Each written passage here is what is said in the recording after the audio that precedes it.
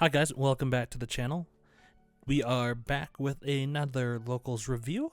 Today we are on Canine Memento again, and we are going to be playing against Kashtira. We lose a die roll here, and the hand doesn't look great. We got double droll, we got double breakout, and it looks like a lupus. So he's going to go summon out the unicorn. Unicorn effect's going to add the birth. We're going to just droll that. And he's going to go ahead and get an extra deck rip. There he's going to rip our 2 of the Creation King. And then he's going to go normal summon Kashtira, Rise Heart, and then he's going to get some banishes. We're going to see what he hits here. 3. And that was pretty bad. We lose the mace and we lose the combined creation. So that is going to be a pretty detrimental hit. He hits a droll, which is crazy that my top 8 cards had 3 drolls in it. So I don't know who shuffled, but he's going to go where he passes it over with the Kashtira. But we're just going to scoop it up there. We're not going to be able to play without that mace and without the combined creation there. And so we are going to go into our siding here, our side deck. And so we are going to put in 3 mistaken rests, and we're taking out the Fuwas there. Taking out the super polys because we don't have... Really, Kashtira doesn't have a ton of super poly targets. There's that new one that they released that's like an extra deck monster and a fusion. But we don't play that. I don't even know if it's out. But yeah, super poly isn't historically great against Kashtira just because they're all different. They're all different attributes and they're all different types, except for I guess Unicorn and Fenrir are psychics, I'm pretty sure. But yeah, so we are going to go with that there. Pretty quick game. That Rise Heart, just the luckiest banishes, right? Hitting a bunch of those 1-ofs that we're going to need. So we got Izuna, Jokul, Bone Party, Lupus, Classic, and Gaddock.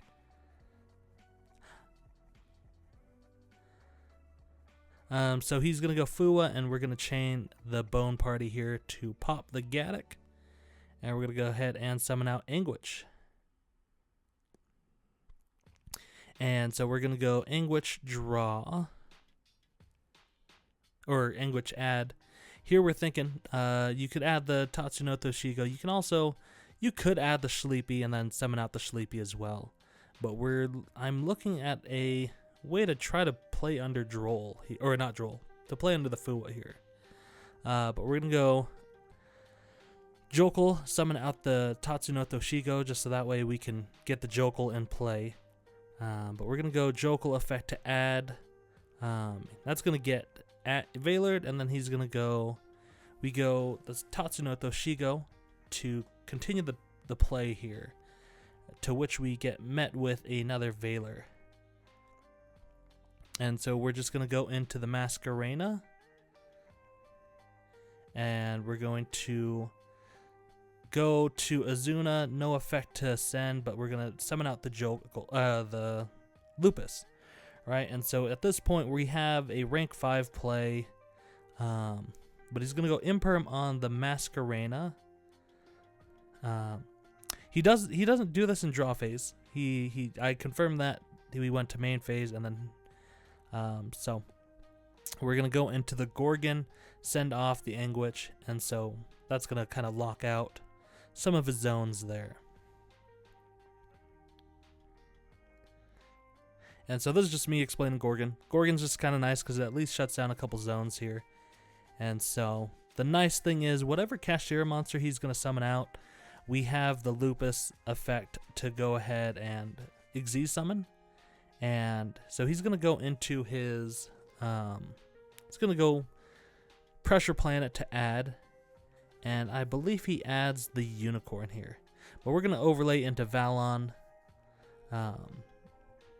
Just so whatever he summons, I'm going to be able to just lock him out of being able to special summon anything else. So we go Valon effect to Book of Moon. I forgot to detach here. I eventually go, yep. I eventually detach. There we go. We'll go battle, swing in with the Valon, and then go for 100 with the Gorgon here, because we have Bone Party in our hand, which is not going to be enough here. He draws 2 here for some reason, but we're just going to shuffle it, and we'll just let him draw here. There you go.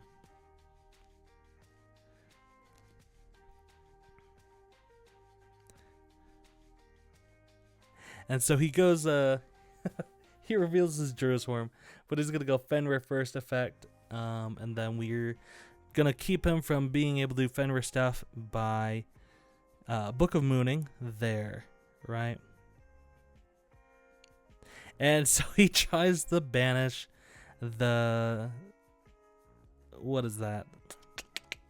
The Lupus with the Bestial Druisworm, but he cannot. And this is a mistrigger that would have helped a ton, right?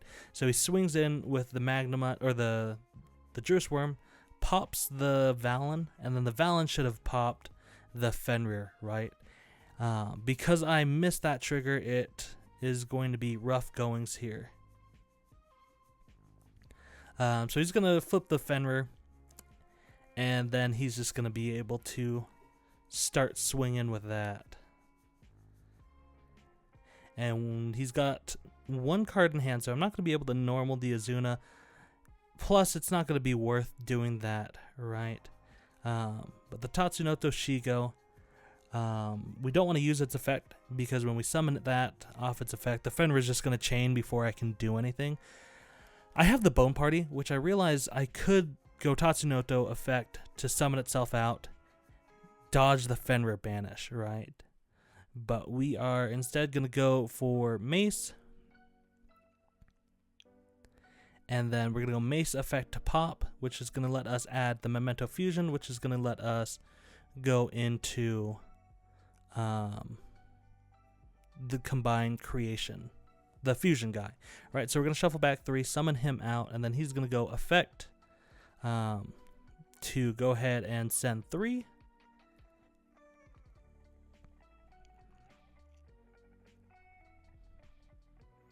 And so we send Gaddock, Akihiron, and an Anguich here. And then from here, and so on resolution, he's going to go Fenrir effect, chain to the Gaddock, but we're just going to chain the big guy there.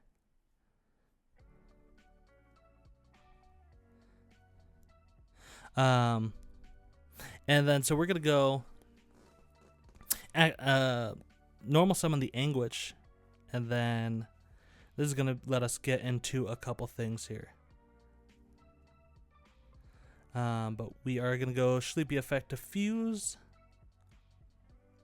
And so we want to leave the Sleepy on the field, so that way when we go into the Twin Dragon here, we're able to pop the Sleepy to add 2, but then that's gonna facilitate sending our big guy here. And so we are counting names, making sure we have enough, but we're going to add the Horn Dragon and the Dark Blade, just so we have some names to shuffle back. And then we also have the combined creation. But we're going to shuffle back 5, which is going to be enough to kill, right? So we just go 5,000, the Akihiron, and the Twin Dragon. So another couple misplays that would have been helpful, right? Just when that Magnemite sends, or the Druisworm, when it sends the it destroying the Valon, I should have popped the Fenrir, and that would have saved me some life points, right, and would have taken the pressure off of the board. But that's just how it goes sometimes. And so we are signing out some things. Grant packs up his stuff, and then I remind him that that was only game 2. And so we're signing out the mistaken arrests, just because those aren't really going to do anything. We're signing out the Azunas. I don't remember if we just side out the entire canine package here, right? The hard thing is with Azuna, if they start with Fenrir, it's like you really just don't want to summon that out, just because you're going to lose the Azuna. You're going to lose the body when you summon it out, right? Just because Fenrir is going to provide a ton of pressure. We're going to leave the Drolls in, just because that can kind of slow him down, especially if he leads with Fenrir, add, Rise Heart, or if he goes Pressured Planet. So we're going to see how it goes. We got Droll. That Lupus just really likes being in my hand. We got Thrust, Anguish, and the Goblin Breakout. So he's going to start with Unicorn, adds the Birth. We hold off on the Droll just so we don't catch any banishes. So he's going to banish and evenly matched our Gaddock and our Goblin, which is very unfortunate because Gaddock does do quite a lot for the deck.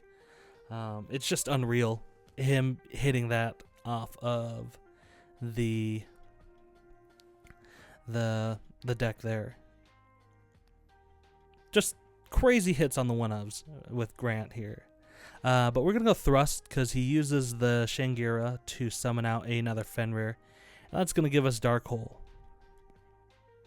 Honestly, probably should have searched out evenly matched, right? Because that at least is going to... that's going to at least get rid of most of the board. Yeah, so that was a misplay there. I definitely should have gotten the evenly matched, right? Because that's at least going to clear off the recursion that Kashtira Birth gives. It's going to... because he has to keep Birth or he needs to keep the Shangira, which honestly is a pretty good call, right? Just because then he can summon back another Unicorn and then add. I'm guessing that he plays multiple Shangiras. So we're thinking about what we want to add here, or how we want to start. So the Gaddock really is something that we need to be able to play here.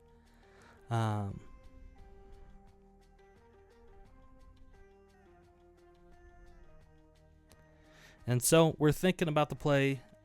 I don't know why we don't just lead with the Anguish. Alright. Just because there's nothing really to be afraid of. But we go ahead and go Jokul.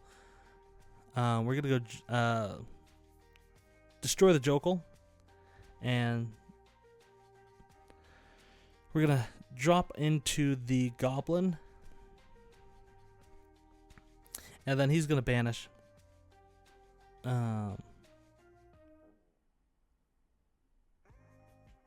He's going to banish out the 3 spells because I use the Goblin Breaker.